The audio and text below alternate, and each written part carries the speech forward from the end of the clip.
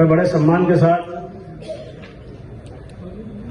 हमारे राजस्थान के सरकार के ऊर्जा मंत्री आज के कार्यक्रम के मुख्य अतिथि माननीय हीरालाल जी नागर साहब से अनुरोध करूंगा, कृपया मंच पर पधारें और अपना उद्बोधन दें। एक बार आप जोरदार ताली बजाकर मंत्री जी का स्वागत करें। माननीय हीरालाल जी नागर साहब।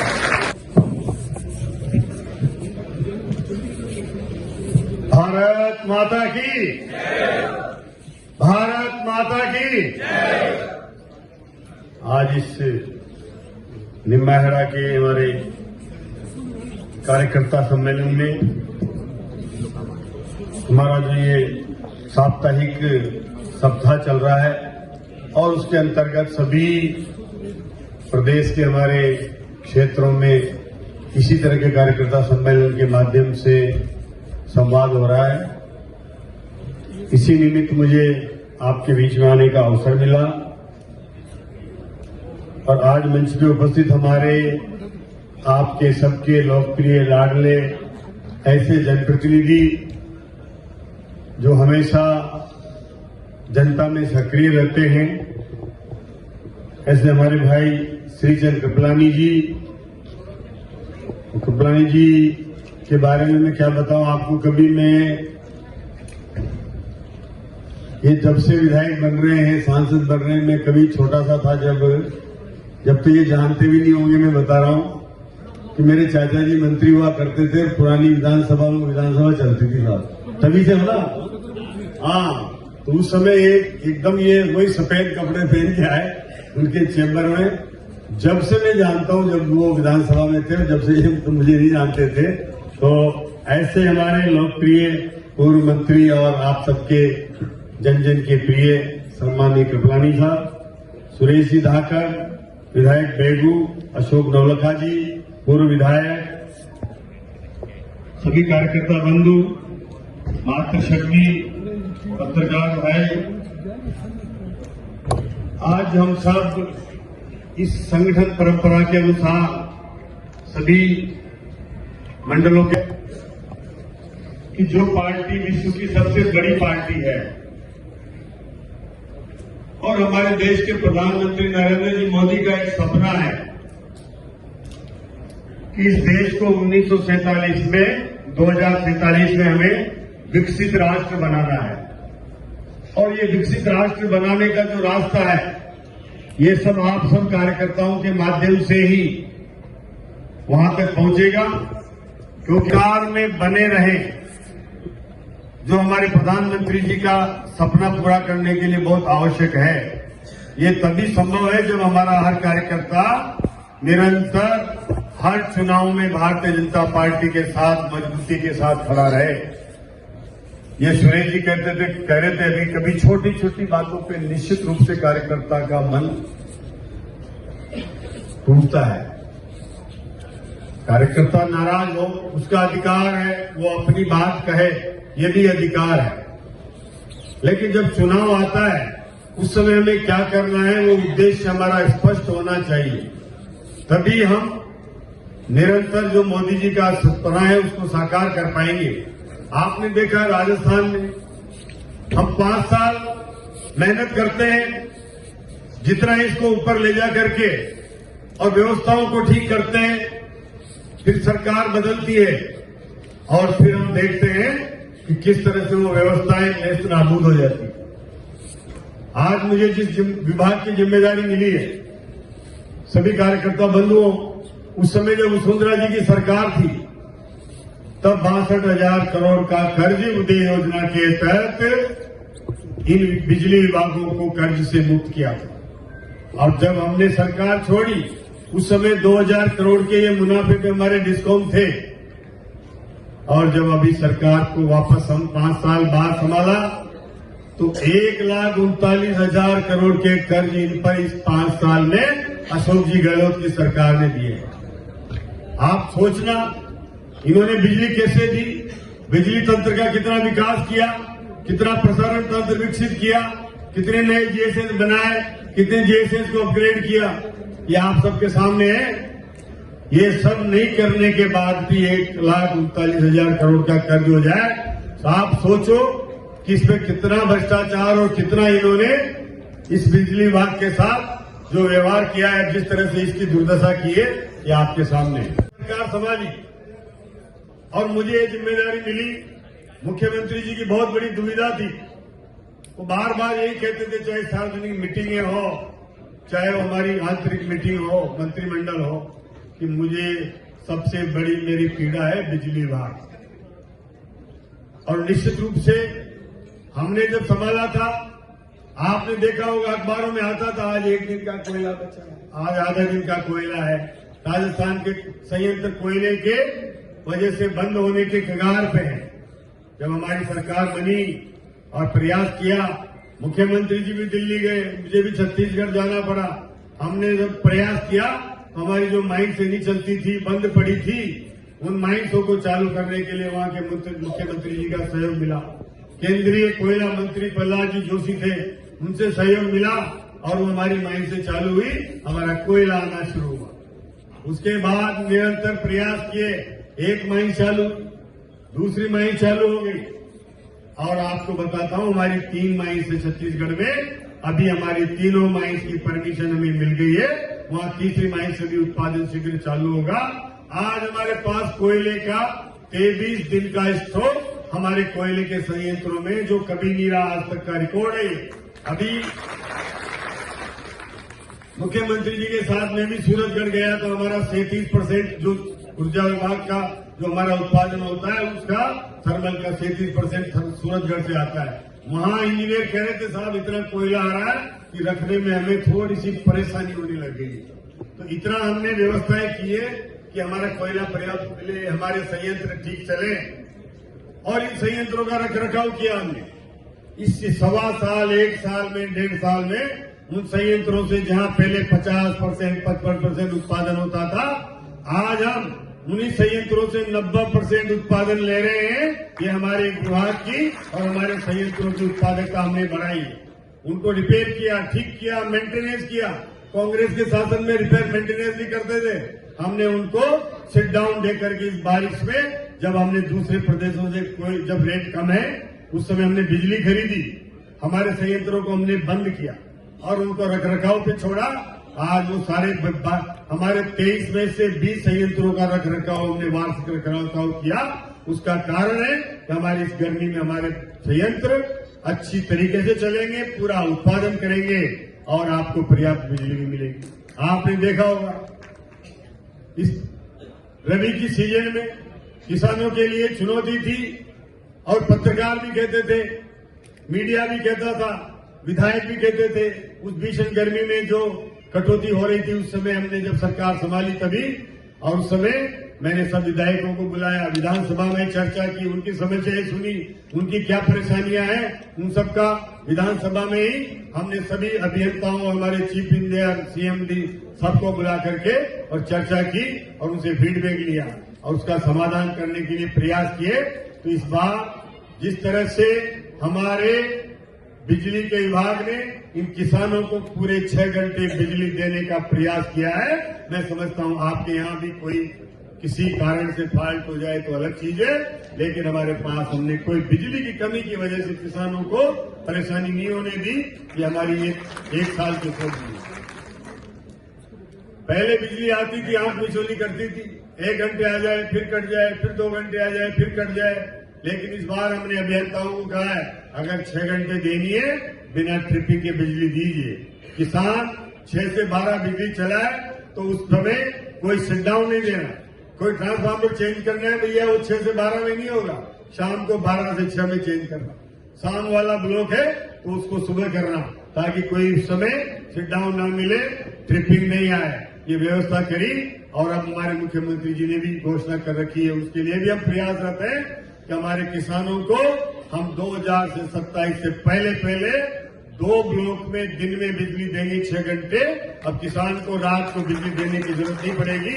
उस कड़कड़ाती सर्दी में वो किसान खेत में जाता है, कभी जंगली जानवर वहां होते हैं, कभी कोई जहरीले कीड़े मकोड़े होते हैं और वो अकारण मौत का कारण बनता है। लेकिन अब दिन में जाए, हमारे मुख्यमंत्री जी तो भाषण में कहते हैं कि मेरा किसान अब जैसे ऑफिस में कर्मचारी 9 बजे जाता है, शाम को 5 बजे आता है, हमारा किसान भी उसी समय सवेरे जाए, 12 बजे आ जाए, 12 बजे जाए तो 6 बजे वापस आ जाए और शाम को परिवार के साथ टीवी देखे, खाना खाए, भोजन करे, उसका भी एक जीवन एक आनंद से गुजरे, ऐसा कल्पना हमारे मुख्यमंत्री जी ने करी है, तो उसको पूरा करेंगे। यही नहीं, मैं आपको बताना चाहूंगा कि जिस तरह से हमारे प्रसारण तंत्र की समस्याएं थी, हमारे वितरण तंत्र की समस्याएं थी, आज हमारे अभी कृपलानी साहब कह रहे थे 132, 240, आपके उदयपुर में 400 केवी का ट्रांसफार्मर अभी स्वीकृति थी जो कई वर्षों से अटकी हुई थी,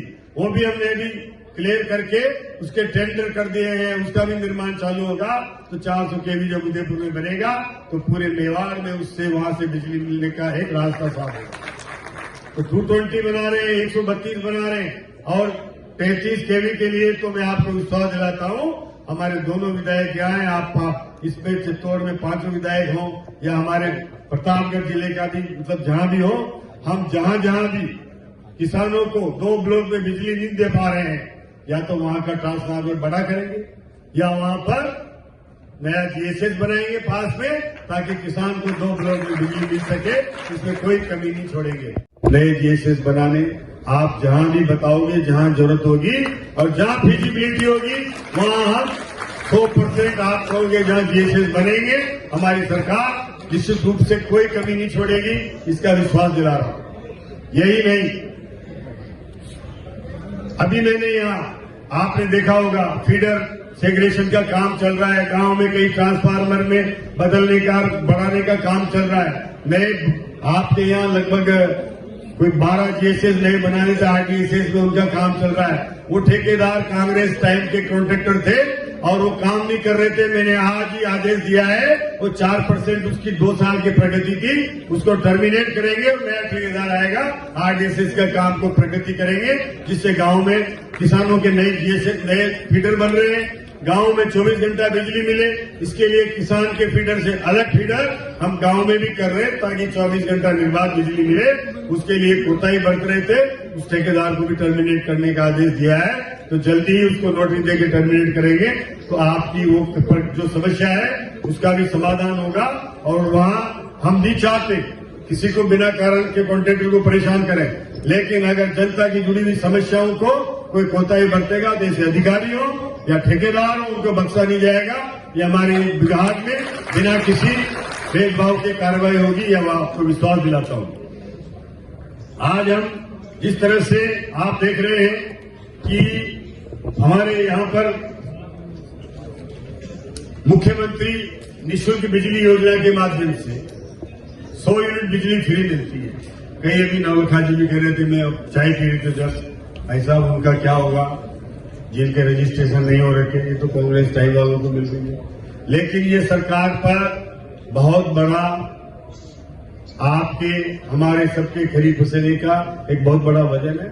इसके लिए हमने रास्ता निकाला है कि जिनको 100 यूनिट बिजली मिल रही है उनको हम 150 यूनिट देंगे, लेकिन कोई तरीके से देंगे। उनके लिए पीएम सूर्य घर योजना के माध्यम से 1.1 किलोवाट का सोलर लगाया जाएगा, उससे उसको 33,000 रुपए की सहायता मिलेगी और 50,000 रुपए में 1.1 किलोवाट का सोलर लगता है। 17,000 रुपए जो बचेंगे वो 17,000 रुपए की सहायता सरकार के माध्यम से, डिस्काउंट के माध्यम से उसको हम बैंक से लोन दिलाएंगे 6.5% पर, और 6.5% लोन की भरपाई उसका जो बिल आएगा उससे हमारा डिस्काउंट विभाग करेगा और उसका 3 साल में रिपेमेंट हो जाएगा। तो उसके घर पे जो सोलर लगेगा वो निःशुल्क उससे बिजली अब 150 यूनिट मिलेगी, जिसके लिए हमारे मुख्यमंत्री जी ने घोषणा की थी। तो जो घोषणा कांग्रेस की 100 यूनिट की थी, हम उसको 150 यूनिट उपलब्ध कराएंगे, लेकिन उसको सोलर लगाना आवश्यक होगा, ताकि सोलर के माध्यम से जब ज्यादा सोलर लगेंगे हमारे किसान को और ज्यादा दिन में बिजली मिलेगी। हम कई तरीके से चल रहे हैं, ऐसे नहीं है। हर जीएसएस पर हमारी सरकार की योजना है, विभाग की योजना है, हमें जीएसएस के पास हम सोलर लगा रहे हैं, वहां सोलर लगेगा, वहीं से बिजली किसान को मिलेगी और दिन में मिलेगी, और उसके माध्यम से छीजत भी नहीं होगी, वहीं बिजली बन रही है, वहीं सोलर से दिन में किसान यूज कर रहा है और छीजत की भी बचत हो रही है।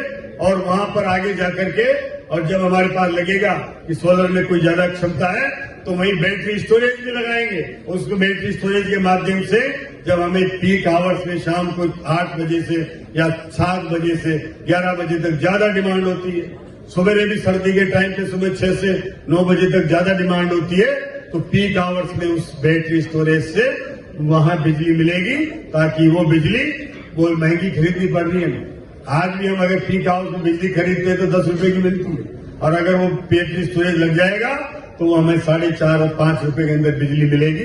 इस तरह की योजनाएं हमारी सरकार बना रही है, जिससे आने वाले समय में हमारा विभाग, आपने देखा है राजस्थान हुआ 35 लाख करोड़ के एमओयू है, उसमें से केवल ऊर्जा विभाग के माध्यम से 28 लाख करोड़ के एमओयू है, जिससे सोलर लगेंगे, नए कोई प्लांट लगेंगे, और वो निश्चित रूप से आने वाले समय में अब हमारा राजस्थान, जो ये कहते थे कि यहाँ बिजली की कमी है, मैं आपको विश्वास दिलाता हूँ आने वाले 3 साल में राजस्थान में इस सरकार के कार्यकाल में अब हम बिजली के माध्यम से अपनी उपयोगिता तो पूरी करेंगे ही सही, लेकिन हम दूसरे प्रदेशों को भी बिजली बेच करके और इस राजस्थान को एक उत्कर्ष और स्वर्णिम राजस्थान बनाने का भी काम करेंगे। बिजली के माध्यम से हमारा ये विभाग ऐसे उत्कर्ष काम करेगा, और निश्चित रूप से आने वाले समय में इस विभाग के माध्यम से मैं आपको बताना चाहता हूं कि हम अभी आपने 2-3 दिन पहले पढ़ा होगा, पेपर में आया था कि हम बिजली की नियामक आयोग में जा रहे हैं, दरों को रिवाइज कर रहे हैं, बढ़ा रहे हैं। वो दरें बढ़ा नहीं रहे, हम पहली बार ऐसे चार्जेस जो ज्यादा थे उनको कम करने के लिए हमने एक टैरिफ पिटीशन वहां दाखिल करी है, ताकि एक व्यवस्थित टैरिफ हो और सबको फायदा मिले। जो निश्चित रूप से ये पहली बार हो रहा है कि वहां बिजली की जो स्थायी शुल्क है जो ज्यादा थे उनको भी कम करने के बारे में हम सोच रहे हैं, ऐसी पिटीशनें लगा रहे हैं। और आने वाले समय में 2-3 साल बाद मैं समझता हूं ऐसी स्थिति आएगी कि हमारे उद्योग चलते, ये निम्मा एरा उद्योगों का एक बहुत बड़ा हब है, यहाँ पर बड़ी फैक्ट्रियां हैं। आने वाले समय में हम अब फैक्ट्रियां और ज्यादा लगे, वो तभी लगेगी जब हमारे पास में बिजली की दर कम हो, बिजली पर्याप्त मात्रा में उपलब्ध हो। तो मैं 2 से 3 साल में उस स्थिति में आएंगे कि हम बिजली के दाम बढ़ाएं नहीं, बाकी कम करने की ओर अग्रसर होंगे, ताकि राजस्थान के युवाओं के लिए उद्योगों का जो वातावरण बने, उसमें भी बिजली विभाग के माध्यम से, इस ऊर्जा विभाग के माध्यम से एक नया नवाचार हो। आपके बीच में मुझे आने का एक अकस्मात अवसर मिला है। मुझे चित्तौड़ में आज एक बैठक में सभी जनप्रतिनिधियों और अधिकारियों के साथ इस जिले का, प्रतापगढ़ जिले का रिव्यू लेना था कि क्या स्थिति चल रही है, हम क्या और सुधार कर सकते हैं। मैं इस गर्मी में प्रदेश के सारे जिलों में जाकर के और वहां क्या क्या जनप्रतिनिधियों की क्या डिमांड है, क्या उनके सुझाव है, और क्या और नए हम काम करके और उत्कृष्ट रूप से क्या सुधार कर सकते हैं, इसलिए हर जिले में जा रहा हूं। मुझे आपके जनप्रतिनिधियों ने जो सुझाव दिए उनको भी हम अपनाएंगे, और उनका ऊपर चलते हुए निश्चित रूप से यहाँ की जो दोनों जिलों की समस्याएं आज आई थी उनका समाधान भी करेंगे, और आने वाले समय में और बेहतर तरीके से हमें बिजली मिले, ऐसे नए नए नवाचार हम कर रहे हैं। जो देश के हर नया कोई नवाचार हो रहा है तो उसको हर विभाग, हमारा विभाग सबसे पहले करने के लिए हमारे विभाग में तैयार कर रहा है। मैं आपको यही विश्वास दिलाता हूं कि आपको आने वाले, आज पहली बार मैं देख रहा हूं कि कृपलानी जी ने हाथ उठाया कि बिजली कैसी मिली, और राजस्थान का एक किसान कह रहा है कि बिजली अच्छी मिली। अभी तक मैंने आजादी के बाद ऐसा कहते हुए किसान को कभी सुना नहीं। मैं हनुमानगढ़ भी गया था, बीकानेर भी गया, वहां ज्यादातर विधायक विपक्षी पार्टियों के हैं, लेकिन उन्होंने भी ये कहा कि साहब कुछ भी हो, लेकिन हम कुछ भी बोले विधानसभा में बाहर, लेकिन आपने बिजली में जो सुधार किया है इस छोटे से कार्यकाल में, ये ऐतिहासिक है। बोले बिजली तो बढ़िया मिली, वो भी कह रहे विपक्ष के विधायक भी, तो ये पहली बार हो रहा है, इसलिए और बेहतर करेंगे। हमारे मुख्यमंत्री जी ने कहा है कि ये अच्छा कर रहे हैं, इसका मतलब ये नहीं कि हम बैठ जाएं, हम अच्छा कर रहे हैं तो और अच्छा करें, और बेहतर क्यों नहीं कर सकते। हमने वहां प्रेजेंटेशन दिया सूरतगढ़ में, थर्मल में वो गए, खुद गए। देखिए मुख्यमंत्री जी थर्मल जाके वहां के उत्पादन को देख रहे हैं, तो उन्होंने कहा, हमारे सीएम ने कहा कि साहब हम इसको 90% तक ले जा सकते हैं। अभी ऐसा हमने दुरुस्त किया है, जबकि पहले 45 से 50% तक चलते थे सीएम। की चर्चा आज ही मीटिंग में हुई थी। आप निर्माणा के सम्मेलन की वजह से व्यस्त थे, वो हुई थी चर्चा, और उसका दिखवाएंगे कि उसका क्या हो सकता है, कोई नई ड्राइंग या उसके कोई अपग्रेडेशन या उसका अगर कोई बदलने की जरूरत है तो वहां के कंडक्टर को बदलने की आवश्यकता होगी, वो भी करेंगे। मैं अधिकारी, हाँ, वो कंडक्टर उसका तार बदलने की जरूरत होगी तो वो भी करेंगे। मैं अधिकारियों से बात करूंगा, और वहां चर्चा भी आई थी, उनको नोट कराया प्रसारण वालों को। ठीक है ना?